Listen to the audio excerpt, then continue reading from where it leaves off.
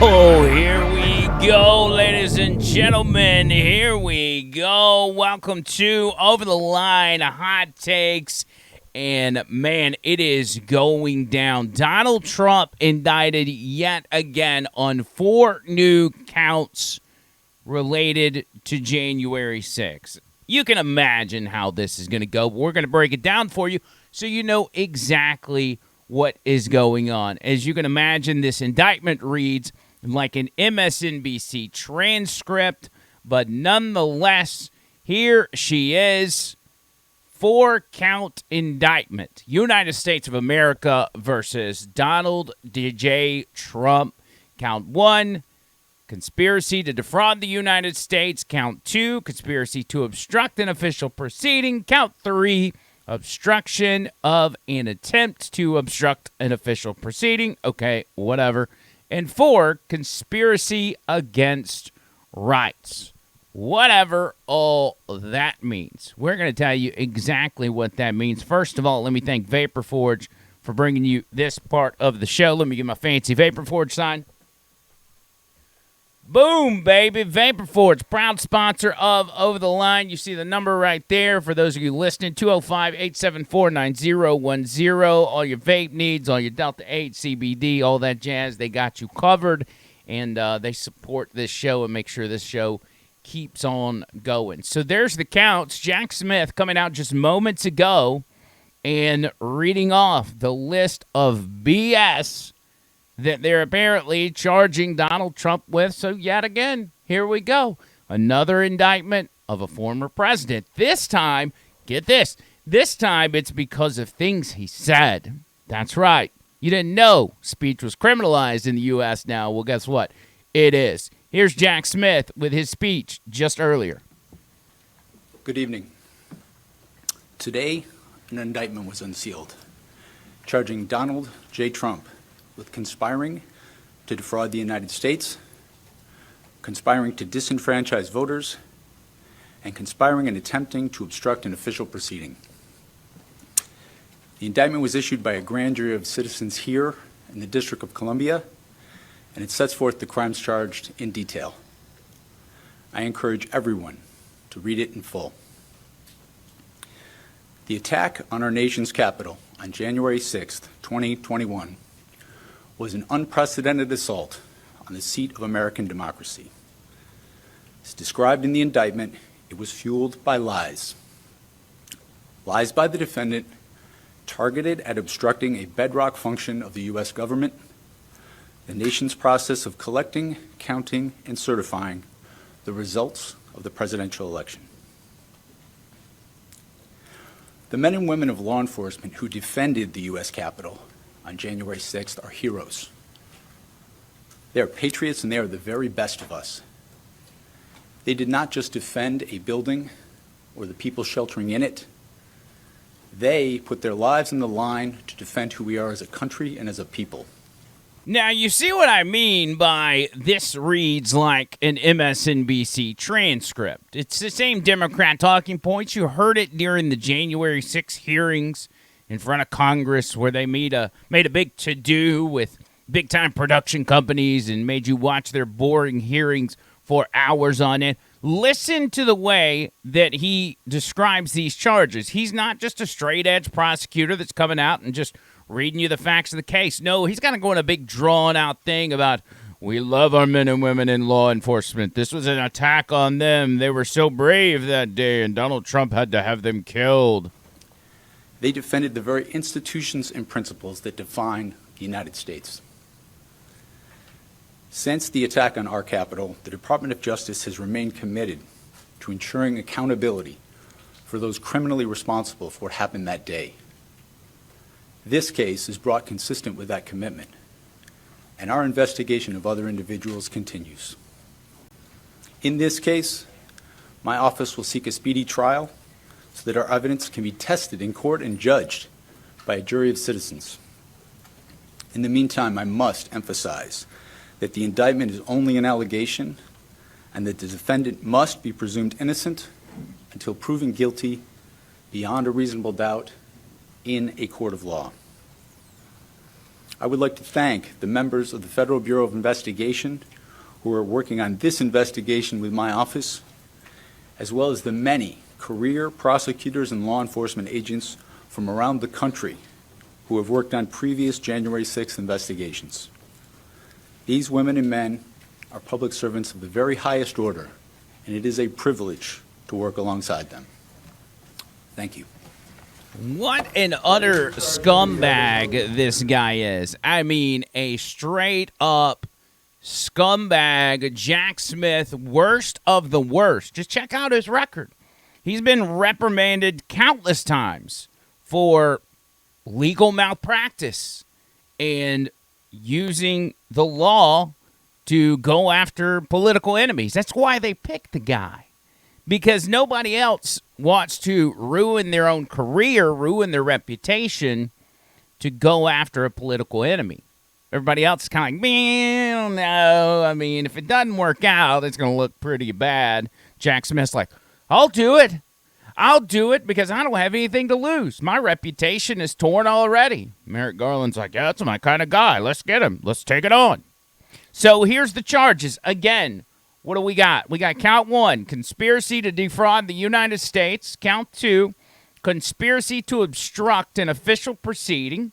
Okay, so count 1 is to defraud the United States of their proper president who totally won the election fair, Joe Biden. Count 2, obstruct the counting of the delegates. Obstruct the counting of the electors. Count 3, obstruction of an attempt to obstruct an official proceeding. So you're obstructing the obstruction. Number 4, conspiracy against rights, because it's our right as Americans to democracy. And nothing is more important than democracy, and Donald Trump tried to take that away from you. So, yeah, Jack Smith's a scumbag. Merrick Garland's a scumbag. We have never seen.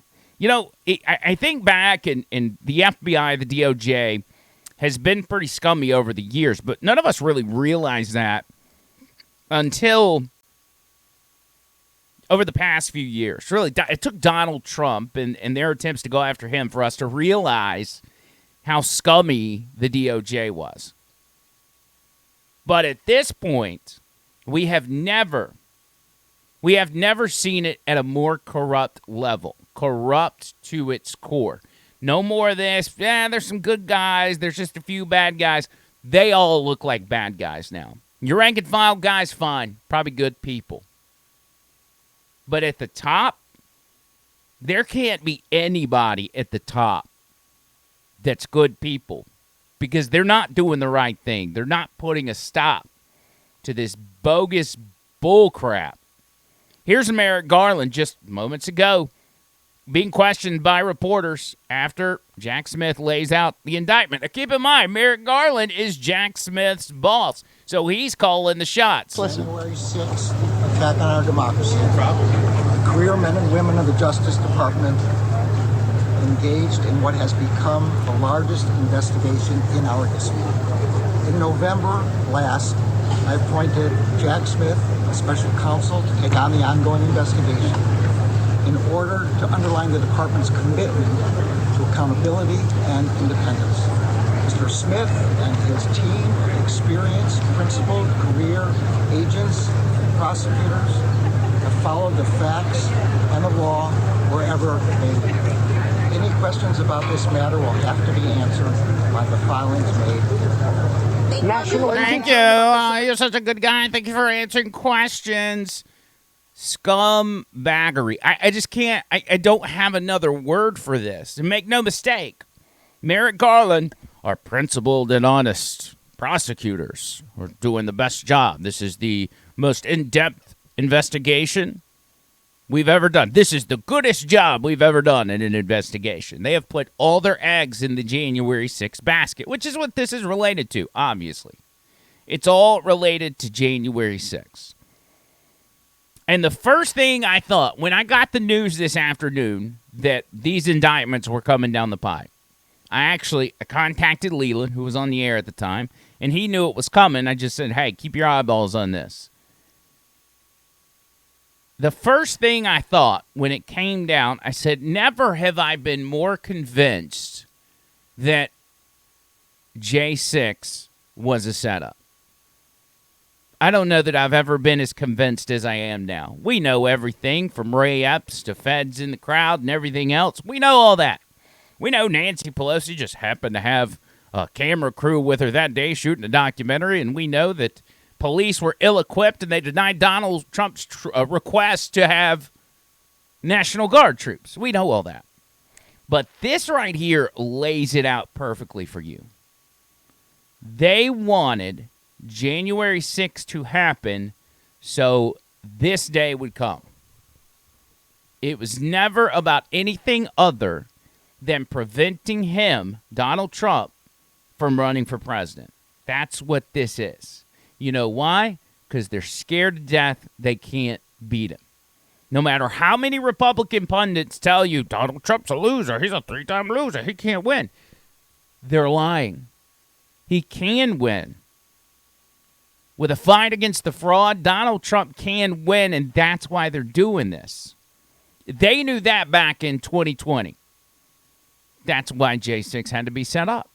It's the exact same scenario from what happened in 2016. The Russia collusion hoax was set up when Hillary Clinton lost that election. They knew it needed to be a possibility, so they had it in the works. Once she lost the election, they kicked it into high gear. They said, we got to come up with something. We've got to create something out of thin air in order to use against this guy to take him out. Then 2020 comes around. Joe Biden wins. It's obvious to a lot of people he didn't. We got to create something to take Donald Trump out.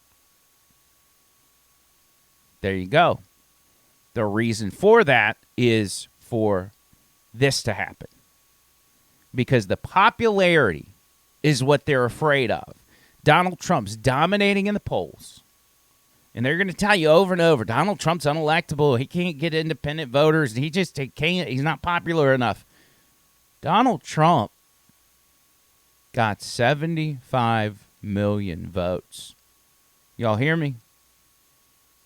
He got 65 million in 2016, right? He got 7 million more votes in 2020. 8 million more votes than he did in 2016 when he was much more controversial and unproven as a leader. 2020 blows that record out of the water. And then Joe Biden just gets 81 million votes all of a sudden. Donald Trump is gaining popularity, especially as each indictment comes down. And they know they can't keep cramming the ballots in like they did last time. People are going to be watching them. They weren't watching last time. Why? Because COVID. Oh, we got to do mail-in because COVID. We don't want people are dying. Everybody was more worried about whether or not they would get to keep their job than they were to watch out for election fraud. So they got away with it. They're worried that they may not be able to pull that same exact thing off this time. So they've got to make sure he's not eligible.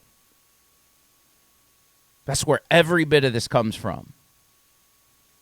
It's all hinging on that. So what else does this mean? Well, the indictment, again, reading like a New York Times editorial, is criminalizing speech. What they're basing this on is that Donald Trump, they're criminalizing misinformation, saying Donald Trump used misinformation, a.k.a. he said the election was stolen, which then in turn incited January 6th. So Donald Trump's crime is what? His crime is saying the election was stolen. So let's say he gets convicted. What does that mean? Does that mean everybody that ever questioned an election now goes to jail? I've got probably a couple hours worth of clips of Democrats denying elections. I am not even kidding. I've got that many clips of Democrats denying elections. You want a sample? Here, tell you what, here's a sample of Democrats denying elections. You can run the best campaign.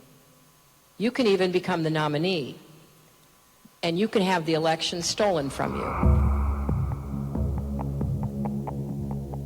How can you win with Russian interference, though? That's what real I'm thing. scared about in 2020. But rightly. Because I think he's an illegitimate president that didn't really win. So how do you fight against that in 2020? You are absolutely right. He's an illegitimate president in my mind. Would you be my vice presidential candidate? Folks, look, I absolutely agree. Trump didn't actually win the election in 2016. He lost the election, and he was put into office because the Russians interfered. Trump knows he's an illegitimate president. The president-elect, although legally elected, is not legitimate. I don't see this president-elect as a legitimate president. You said you believe that Russia's interference altered the outcome of the election.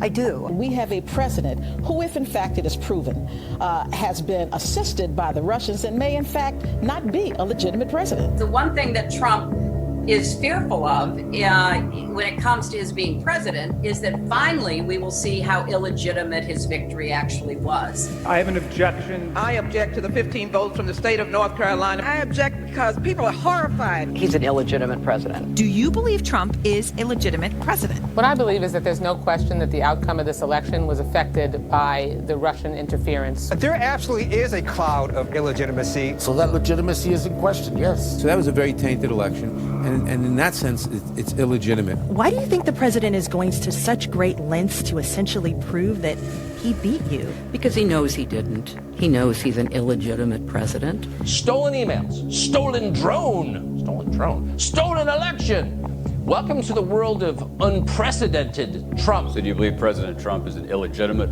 president? Based on what I just said, which I can't retract.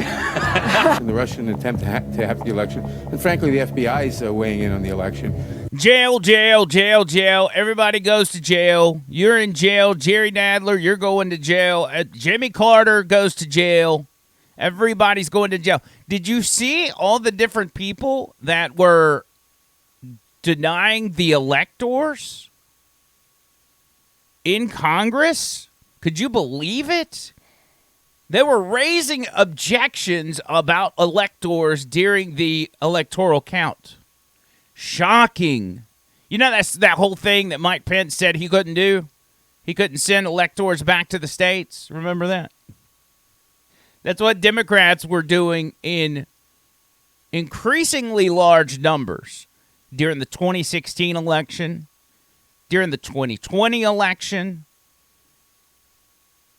during the 2010 elections. They were fighting tooth and nail to prevent Republicans from taking office. Shocking, I know. There's more. Do y'all want more? I got here's Terry McAuliffe. How about this? How about the 2000 election? Remember, there's tons of people that say Al Gore won the 2000 election. Do we throw those people in jail as well? We'll line them up. The votes were counted in Florida that Al Gore would be president today and George Bush would be back in office. I come from Florida, where you and others participated in what I call the United States coup d'etat. There's no doubt in my mind that Al Gore was elected president. I rise to object to the fraudulent 25 Florida electoral votes. I must object because of the overwhelming evidence of official misconduct, deliberate fraud, and an attempt to suppress voter turnout. It is signed by myself on behalf of my diverse constituents and the millions of Americans who have been disenfranchised by Florida's inaccurate vote count. The Supreme Court, not the people of the United States, decided this election. Speaking to a Democratic group in Chicago Tuesday, he made it clear he thinks Al Gore was the winner. By the time it was over, our candidate had won the popular vote, and the only way they could win the election was to stop the voting in Florida. Catherine Harris, Jeb Bush, Jim Baker, and the Supreme Court hadn't tampered with the results, Al Gore would be president. The Supreme Court elected the president. 2004, yeah. Al Gore won the state of Florida. Remember, George Bush was selected, not elected. The Supreme Court decided it based on Florida. All those people go into jail immediately because guess what? As of today, we have criminalized questioning an election. We have criminalized your ability to call out fraud. That's it. You're done. You cannot do it anymore. That's it.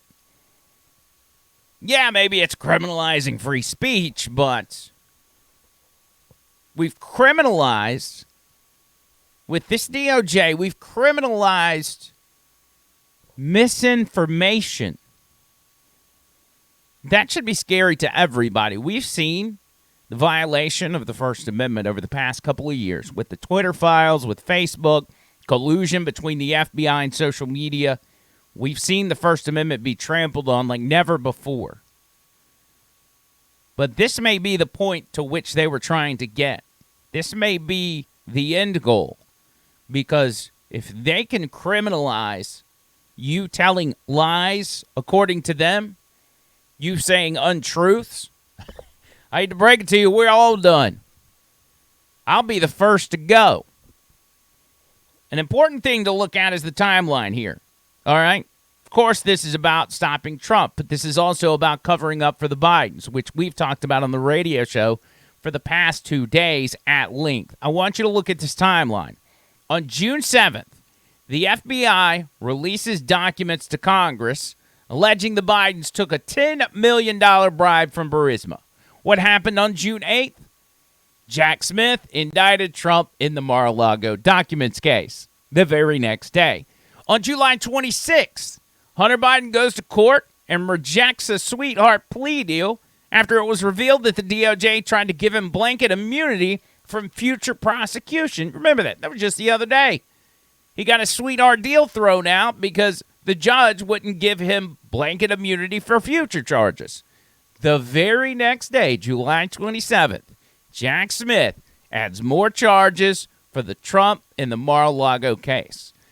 July 31st, just yesterday, Hunter Biden's former business partner testifies to Congress, Devin Archer, that Joe Biden was on over 20 phone calls with his son's business partners and that Burisma executives pressured them to fire the prosecutor that Joe Biden openly admitted he got fired. And the very next day today, Jack Smith indicts Trump for January 6th. I said it on the radio show yesterday. I said I fully expect with the Devin Archer testimony, we will see more Trump indictments tomorrow. Well, today it was tomorrow, and guess what? We saw new Trump indictments. Trump himself said he saw it coming. This may be the most egregious to date. And some of the tweets I've been seeing online, especially from DeSantis people, are almost infuriating. One guy in particular, Tom Elliott, who I've always liked his tweets. I followed him. These guys are so caught up in making sure DeSantis becomes president that they're completely pushing to the side the notion that the DOJ is weaponized. They're completely dismissing that they are trying to criminalize free speech and your ability, because this won't stop at Trump. If they can get away with this, they're going to criminalize you for doing the same thing. Tom Elliott posts this on Twitter. He said, "Dear Trump voters, yes, Biden's DOJ is corrupt and is trying to take out the leading 2024 opponent. Trump deserves sympathy, but not your vote. Trump had his shot at dismantling the deep state, but instead empowered it, even as they were at war with his administration. If you want someone to surgically excise these elements from the federal government, you'll need someone who is competent and can easily win the presidency. That's why if you want vengeance for Trump, vote DeSantis." Oh, really? And what proof do you have that would happen? You want vengeance for Trump? Allow the left to win and throw Trump in jail or get him off the ballot. Give the left exactly what they want so you can get vengeance against them. Makes perfect sense. People got to, and I understand, I've got plenty of listeners that are all in on DeSantis. They're tired of Trump. I get it. But you got to put that to the side. It doesn't matter who you are. You got to put that stuff to the side. And the only person in the whole GOP field that's doing that right now is Vivek Ramaswamy. He's the only one. He was the first. As soon as this came out, he put out a video explaining exactly where he stands. He says, hey, it'd be easy for me. It'd be much easier for me to let Donald Trump get knocked out of the race because I'd have a clear shot. Vivek Ramaswamy is essentially in second place. And instead, he's sticking up for Trump. Not Trump, but the rule of law and the American people. Let me play you part of this. Vivek Ramaswamy from just moments ago. Another sad moment in our country's history. The 45th President of the United States, Donald Trump, has yet again been indicted by the Biden DOJ, a political party in power that is now repeatedly using police force to indict and arrest and potentially eliminate its political opponents from competition. This is a politicized prosecution. It is a political persecution through prosecution, now in a third indictment just in a matter of months against the person who is still at present the lead contender in the Republican primary for U.S. president. I want to be very clear. I am running for U.S. president in that same Republican primary. It would be easier for me if Donald Trump were eliminated from competition. That's not how I want to win. This is not about politics to me. This is about first principles. We do not want to become a country where the party in power is able to use banana republic-like tactics to eliminate its political opponents. Yet I'm sad to say that's exactly where we are. The allegations in this indictment fall flat. It is wrong and incorrect and inaccurate to place blame for what happened on January 6th at the feet of Donald Trump. I said this at the time. I've said it ever since then. I continue to say it today. I would not have made the same judgments that Donald Trump did in how he handled that day. But that's different from saying that he committed a crime. He did not. He specifically told the protesters that day to behave peacefully. The First Amendment in this country gives political protesters the ability to express themselves and their opinions freely. Donald Trump was not responsible for what happened on January 6th. You want to know what was responsible? I said this in the days after January 6, 2021, just as I say it today. Systematic, pervasive censorship in this country. That was after a year where we had told people across this nation that you had to stay locked down in your house, in your basement, and shut up, sit down, do as you're told. If you question that, you're racist, you're anti-science, your social media accounts were silenced. You had to stay home and lock down unless you were part of BLM or Antifa, in which case it was perfectly fine to roam the streets of this country and burn many of them down. That was the double standard that then applied and said that if you said the virus originated in a lab in Wuhan, you were again a racist and had your internet accounts shut down.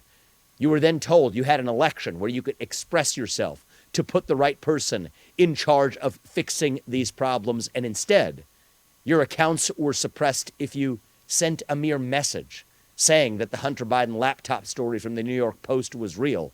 You had your accounts locked. Even the New York Post had its own account locked. And if you repeatedly then tell people they cannot speak, that is when they scream. If you repeatedly tell people they cannot scream, that is when they tear things down. And I think we are making a grave mistake in this country by trying to pin the blame for that at the feet of one man. If we refuse to learn our mistakes from our mistakes in the past, we are doomed to suffer an even worse fate in the future. I worry that will create a country where January 6, 2021 was a friendly parley compared to what's actually to come. How is Vivek Ramaswamy the only guy in the entire GOP field with a ball sack? He's the only one with a set of balls in the entire field outside of Donald Trump himself. A man that's more persecuted than anyone we have ever seen in politics.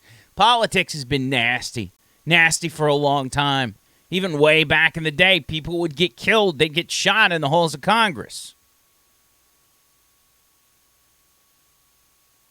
We've gone from, ironically, politicians shooting each other to politician security shooting us. The irony in that. I'm glad Vivek is standing up for Donald Trump, but not just Donald Trump, but for the rule of law. That's where we should all be standing at this point. Unfortunately, some of us won't, but many of us will. And it's not about Donald Trump at this point. It is about us. It's about the First Amendment. And it's about the Constitution, which the left has made clear they plan to dismantle. I'm Andrew McClain, and I am pissed. But that's this edition of Hot Takes. Make sure you like, comment, share. We'll be back tomorrow with a brand new one. And check out our radio show, talk995.com. Until next time, see you, cuz.